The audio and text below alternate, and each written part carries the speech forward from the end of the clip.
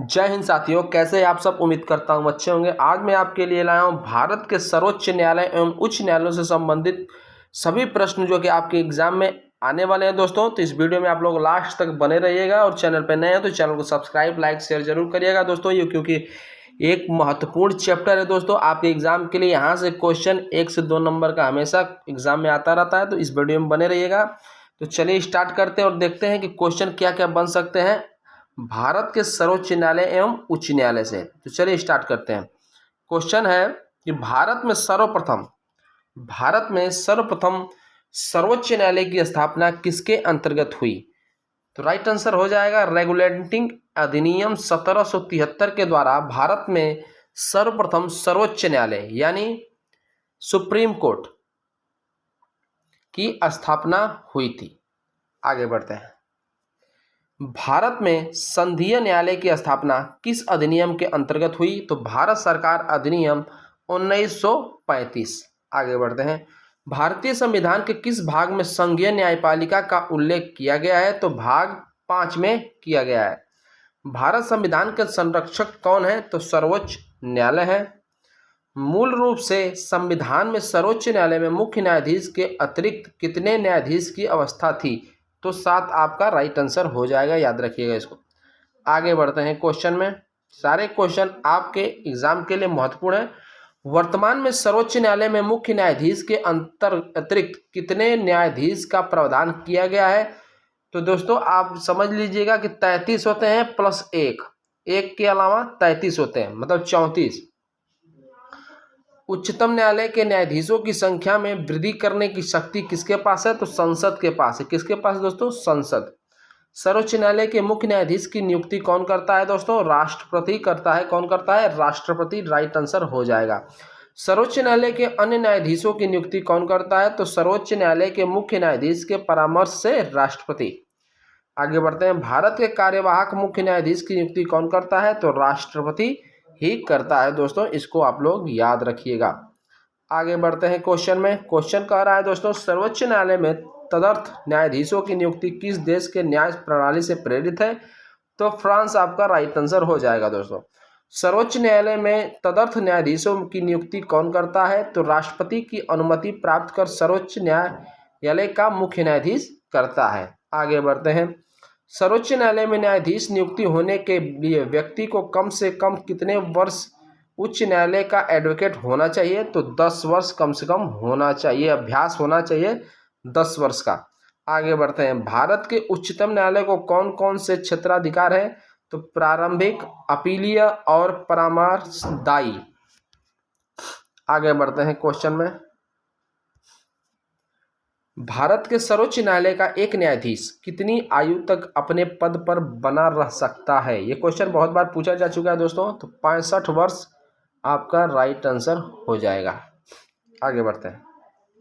सर्वोच्च न्यायालय के न्यायाधीशों को उसके पद से किस प्रकार से हटाया जा सकता है। तो महाभियोग का प्रस्ताव पारित करके हो सकता है दोस्तों। आगे बढ़ते हैं। सर्वोच्च न्यायालय के न्यायाधीश के विरुद्ध महाभियोग का प्रस्ताव पारित हो जाने पर पदच्युति का आदेश कौन जारी करता है। तो राष्ट्रपति करता है। कौन करता है दोस्तों। भारत का राष्ट्रपति करता है। आगे बढ़ते हैं। सर्वोच्च न्यायालय के किस न्यायाधीश के विरुद्ध 11 मई 1993 को लोकसभा में लाया गया महाभियोग प्रस्ताव असफल रहा। तो न्यायमूर्ति वी रामास्वामी के प्रस्ताव के विरुद्ध। आगे बढ़ते हैं। सर्वोच्च न्यायालय के मुख्य न्यायाधीश को प्रतिमाह कितना वेतन मिलता है। तो 2,80,000 वेतन मिलता है दोस्तों। आगे बढ़ते हैं। सर्वोच्च न्यायालय के अन्य न्यायाधीशों को प्रतिमाह कितना वेतन मिलता है। तो 2,50,000 मिलता है। सर्वोच्च न्यायालय के जजों का वेतन किससे आहरित होता है। तो संचित निधि द्वारा सर्वोच्च न्यायालय के जजों को वेतन दिया जाता है दोस्तों। आगे बढ़ते हैं। जब राष्ट्रपति और उपराष्ट्रपति दोनों के पद खाली हो तब उनके काम कौन करता है दोस्तों। तो भारत का मुख्य न्यायाधीश करता है दोस्तों। भारत के किस मुख्य न्यायाधीश ने राष्ट्रपति के रूप में कार्य किया है। तो न्यायमूर्ति एम हिदायतुल्लाह। सर्वोच्च न्यायालय के अधिकार क्षेत्र में वृद्धि करने का अधिकार किसे प्राप्त है? तो संसद को प्राप्त है दोस्तों। संसद राइट आंसर हो जाएगा। आगे बढ़ते हैं क्वेश्चन में।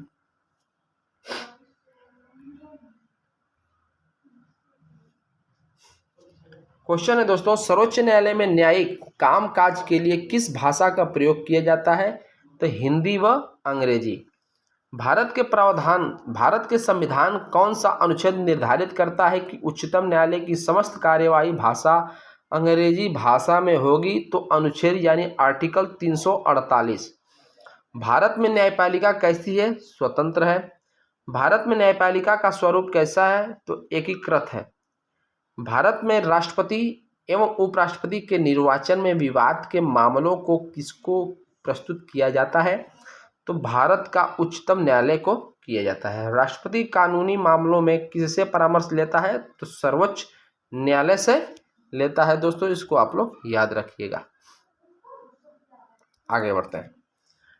किस अनुच्छेद के अंतर्गत उच्चतम न्यायालय को परामर्शदात्री बनाया गया? तो अनुच्छेद 143। किसे न्यायिक पुनर्विलोकन का अधिकार प्राप्त है? तो उच्चतम न्यायालय को।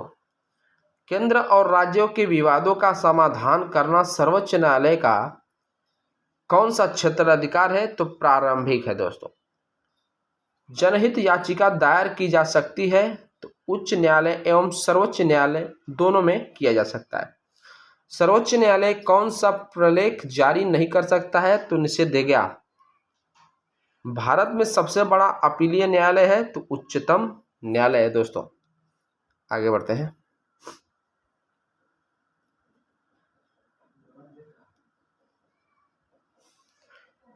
किसी भी राज्य के कानून को कौन अवैध घोषित कर सकता है? तो सर्वोच्च न्यायालय।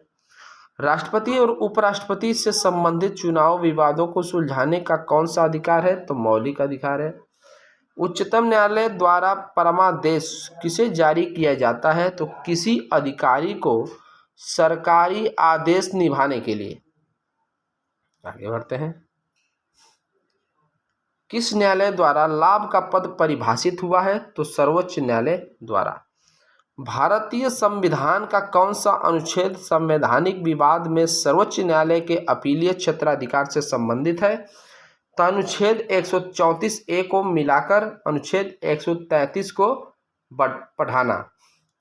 सर्वोच्च न्यायालय ने संविधान की आधारभूत संरचना की घोषणा किस मामले में की थी? तो केशव चंद्र भारती के मामले में। आगे बढ़ते हैं क्वेश्चन में। क्वेश्चन है दोस्तों, किस मुकदमे में भारतीय सर्वोच्च न्यायालय ने सर्वप्रथम संविधान के मौलिक लक्षण का सिद्धांत प्रतिपादित किया? तो गोलकनाथ बनाम पंजाब राज्य। भारत के सर्वोच्च न्यायालय ने संविधान के आधारभूत ढांचे के सिद्धांत को स्पष्ट किया? तो शंकरी प्रसाद बाद 1951 में किया था। सर्वोच्च न्यायालय के प्रथम मुख्य न्यायाधीश कौन थे? तो हीरालाल जय कनिया थे दोस्तों। वेरी इंपॉर्टेंट प्रश्न है, हीरालाल जय कनिया, बहुत बार पूछा जा चुका है। सर्वोच्च न्यायालय के किस मुख्य न्यायाधीश ने कार्यकारी राष्ट्रपति के रूप में कार्य किया है? तो HM हिदायतुल्ला ने यह कार्य किया है दोस्तों। इसको आप लोग रट लीजिएगा, बहुत बार पूछा जा चुका है एग्जाम में। आगे बढ़ते हैं। सर्वोच्च न्यायालय के मुख्य न्यायाधीश के पद पर सर्वाधिक लंबी अवधि तक कौन पदस्थ रहा? तो YV चंद्रचूड़। सर्वोच्च न्यायालय के मुख्य न्यायाधीश के पद पर सबसे कम समय तक कौन आसीन रहा? तो कमल नारायण सिंह। उच्चतम न्यायालय की सबसे पहली महिला न्यायाधीश कौन थी? तो फातिमा बीबी थी। वेरी इंपॉर्टेंट प्रश्न है।